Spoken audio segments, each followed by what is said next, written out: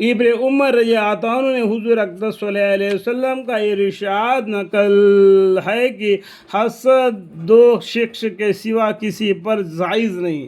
حسد کرنا مطلب ایک دوسرے پر جلنا، اس کو پیسہ زیادہ ہے، اس کو کمائی زیادہ ہے، اس کو کھیت باڑی زیادہ ہے، تو اس کو بولتے ہیں ایک دوسرے پر حسد کرنا۔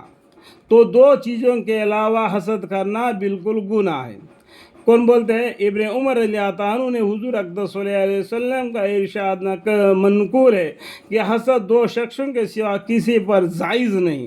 ایک وہ جس کو حق تعالی شانہ نے قرآن شریف کا تلاوت عطا فرمائی اور وہ دن رات اس کو مشغول رہتا ہے۔ دوسرے وہ جس کو حق سبحانہ نے مال کی کثرت عطا فرمائی اور وہ دن رات اس کو خرچہ کرتا ہے۔ جس کو اللہ تعالیٰ نے قرآن کریم کا علم دے دیا، وہ دن رات قرآن کریم کو پڑھتا ہے، تو اس کے پر حسد کر سکتے ہیں، کیونکہ میں بھی اگر سیکھ لوں تو میں بھی پڑھ سکتا ہوں۔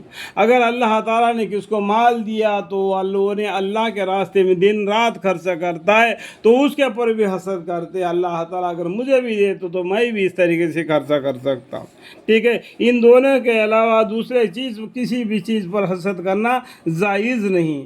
قرآن شریف کے آیت اور حدیث کے کثیرہ و عموم سے حسد کے بری اور ناجائز ہونا مطلقاً معلوم ہوتا ہے۔ اس حدیث شریف سے دو آدمیوں کے بارے میں جو آج معلوم ہوتا ہے جن کی وہ روایت زیادہ مشہور و کثیر ہے، اس لیے علماء نے اس حدیث کے دو مطلب ارشاد فرمائی۔ اول یہ کہ حسد اس حدیث شریف میں رشک کا معنی میں، کہ جس کا عربی میں غبط کہتے ہیں۔ حسد و غبط میں فرق ہے۔ حسد میں کسی کے پاس کوئی نعمت دیکھ کر یہ آرزو ہوتی ہے کہ اس کے پاس یہ نعمت نہ رہے، یعنی اس طریقے سے حسد کرنا، کو اپنے پاس حاصل ہو یا نہ ہو۔